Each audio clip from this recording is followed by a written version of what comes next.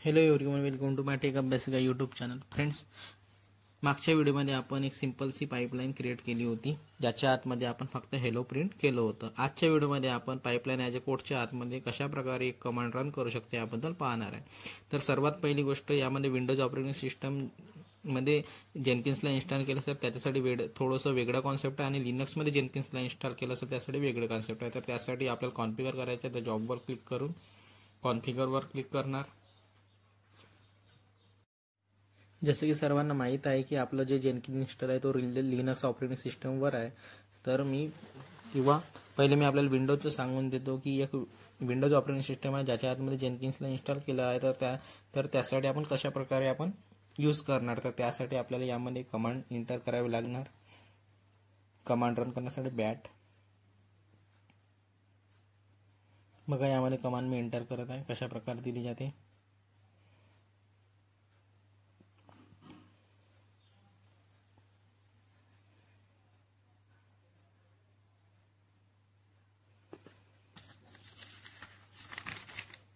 परंतु आपल्याजवळ आपण लिनक्समध्ये जेनकिन्सला इन्स्टॉल केला आहे. तर आपल्याला लिनक्समध्ये मशीनमध्ये कमांड रन करायची आहे. तर त्यासाठी आपल्याला यामध्ये लिहावे लागणार. बघा मी यामध्ये बॅट कमांडला इरेज करत आहे. आपण लिनक्स कमांडमध्ये जेनकिन्सला इन्स्टॉल केला आहे. कारण सर्वांना माहीत आहे की आपण जेव्हा जेनकिन्सला इन्स्टॉल केला आहे तर लिनक्समध्ये जेनकिन्सला इन्स्टॉल केला आहे. तर आपण सर्व व्हिडिओमध्ये आपण पाहिला आहे. ठीक आहे. तर त्यासाठी यामध्ये स्टेजमध्ये एक लिहिणार मी, रन अ कमांड स्टेजमध्ये लिहिणार. ठीक आहे. आपल्याला कमांड रन करायची आहे. तर आणि स्टेप्सच्या खाली लिहिणार एसएच आणि डेट कमांड देणार. मला डेट कमांड चालवायची आहे, की तारीख काय डेट काय हे बघायचे आहे.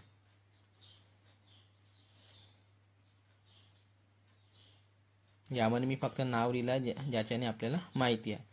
यानंतर आपल्याला लिहायचं आहे एसएच लिहून आपल्याला आपल्या कमांडचे नाव लिहायचे आहे. सपोज मी यामध्ये कमांडचे नाव देत आहे डेट. आपण पहिले याला रन करून घेऊ, त्यानंतर समोरचे पाहू. तर ठीक आहे. यामध्ये कमांड देत आहे डेट. तर आता अप्लाय आणि सेव्हवर क्लिक करणार आणि इको टेस्टला यामधून इरेज करून देणार. ठीक आहे.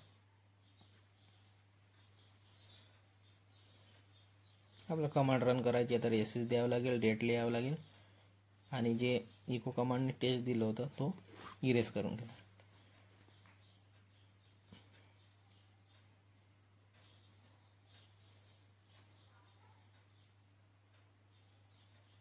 ठीक आहे. आता अप्लाय आणि सेव्हवर क्लिक करणार.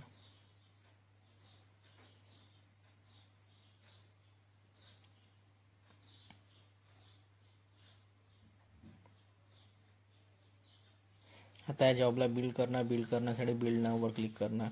तर बघा यामध्ये जॉब रन झालेली आहे. ठीक आहे.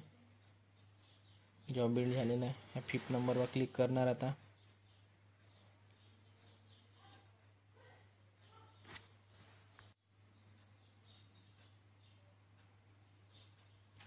आपण फक्त टेस्टचे नाव चेंज केलं होतं आणि रन कमांड केली होती. तर यामध्ये बघा याच्या आउटपुटमध्ये बघा डेट कमांड शो झालेली आहे. ठीक आहे.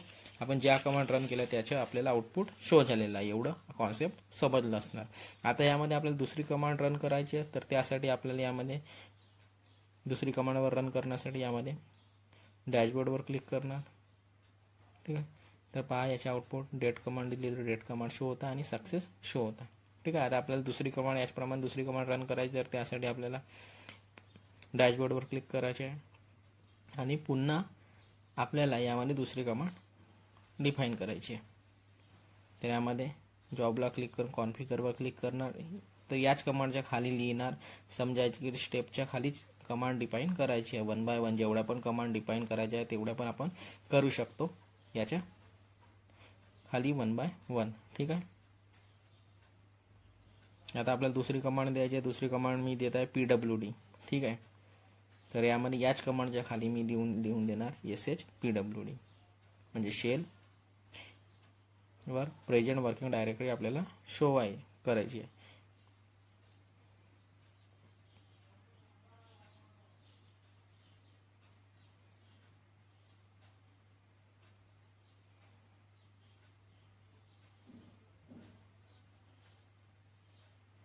अप्लाय अँड सेव्हवर क्लिक करणार.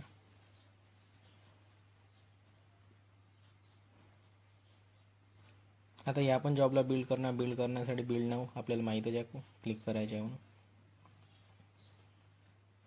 आता या जॉबवर क्लिक करणार बिल्डवर. तर बघा याचे आउटपुट आता आपल्याला काय शो होतं. तर यामध्ये आता 2 कमांड डिफाईन केले आहे. तर दोन्ही कमांडचे आपल्याला आउटपुट शो होणार. तर बघा PWD प्रेझेंट वर्किंग डायरेक्टरी कुठे काम करत आहे त्यामध्ये आपल्याला पाथ शो होत आहे की काय पाथ आहे. प्रेझेंट वर्किंग डायरेक्टरी म्हणजे आपण कुठे कोणत्या लोकेशनमध्ये काम करत आहे. ठीक आहे. पहिली कमांड चालवलेली डेट कमांडनी आपल्याला डेट शो झालेली आहे. ठीक आहे. टाईम अँड डेट शो झाले आणि PWD मध्ये आपल्याला प्रेझेंट वर्किंग डायरेक्टरीचा पाथ शो झालेला आहे. ठीक आहे. आता डॅशबोर्डवर पुन्हा क्लिक करणार. तर यामध्ये पहा आपल्याला 2 स्टेप ॲड झाल्या. आता आपल्या मनात येणार की मला या दोन्ही कमांडला एकच स्टेपमध्ये चालवायची आहे. तर कशा प्रकारे करणार. आता या दोन्ही कमांडला आपल्याला एकसाथ रन करायची आहे. तर कशा प्रकारे. आता आपण अलग अलग केलं वेगवेगळं. ठीक आहे. तर त्याच्यासाठी जॉबवर क्लिक करणं आणि कॉन्फिगरवर क्लिक करणं. आतापर्यंत आपण 1 बाय 1 कमांड डिफाईन केले होते. एक करून कॉन्फिगर बिल्ड केलं आणि दुसरी कमांड देऊन आणखी बिल्ड केलं. पहिल्यांदा PWD डेट कमांड दिली आणि त्यानंतर सेकंड कमांड PWD डिफाईन केलं. आता आपल्याला यानंतर एकसाथ आपल्याला दोन्ही कमांडला रन करायचं. तर कशा प्रकारे करणार त्याबद्दल पाहू. तर यामध्ये त्याच्यासाठी या कमांडला रिमूव्ह करून देणार आणि SH नंतर 3 इन्व्हर्टेड कॉमा देणार. ठीक आहे. या दोन्ही कमांडला तर रिमूव्ह करणार. ठीक आहे. 1 बाय 1 कमांड द्यायची आहे. तर आणि SH नंतर 3 इन्व्हर्टेड कॉमा देणार आणि त्यानंतर याला एंड पण करायचे आहे. तर 3 इन्व्हर्टेड कॉमानी आपण एंड करणार. मध्ये आता इन्व्हर्टेड कॉमामध्ये जेवढ्या पण कमांड राहणार इन्व्हर्टेड कॉमा जेवढ्या पण कमांड आपण मेन्शन करणार ते आपल्याला आउटपुटमध्ये शो होणार. तर आता आपण यामध्ये किती पण कमांड मेन्शन करू शकतो. स्टेपच्या खाली आपण 3 SH नंतर 3 इन्व्हर्टेड कॉमा देणार. त्यामध्ये आपण कमांडला डिफाईन करणार. तर यामध्ये मी कमांड देता LS डेट आणि कॅलेंडर या वर्षीच्या 2025च्या. ठीक आहे. आणि इन्व्हर्टेड कॉमानीच या कमांडला क्लोज करणार. तर या पद्धतीने आपल्याला कमांड 1 बाय 1 डिफाईन करायचे आहे का ज्याच्यामुळे आपण एकसाथ 2-3 जेवढ्या पण कमांडला रन करायचे आहेत त्या पण एकसाथ रन करू शकतो. SH नंतर इन्व्हर्टेड कॉमा देणार आणि एंड पण इन्व्हर्टेड कॉमानीच करणार आणि कॉमा मध्ये ते ज्या कमांड आपल्याला रन करायच्या त्या डिफाईन करणार. तर या पद्धतीने एकसाथ कमांडला आपण रन करू शकतो.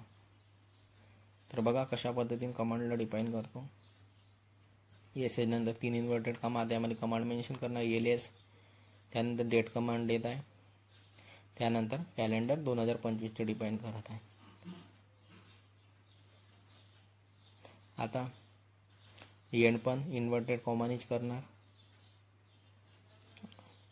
3 इन्व्हर्टेड कॉमा द्यायचे आहेत आणि यानंतर झालं. आता एवढं डेटा मेन्शन करून आता अप्लाय आणि सेव्हवर क्लिक करणार. तर ह्या बेसिक लिनक्स कमांड आहे. ठीक आहे. ह्या सर्वांनाच माहीत आहे. आता बिल्ड करण्यासाठी बिल्ड नाववर क्लिक करणार. तर पहा यामध्ये जॉब रन झालेला आहे. जॉबवर क्लिक करणार. तर पहा याचे आपल्याला आउटपुट शो होणार. ज्या ज्या कमांड आपण मेन्शन केल्या त्याचे आपल्याला आउटपुट शो होणार.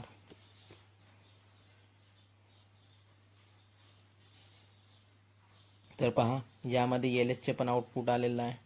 डेटचे पण आउटपुट आलेलं आहे आणि कॅलेंडर 2025चे पण आपल्याला आउटपुट शो झालेलं आहे. ठीक आहे. एवढा कॉन्सेप्ट समजलं असणार.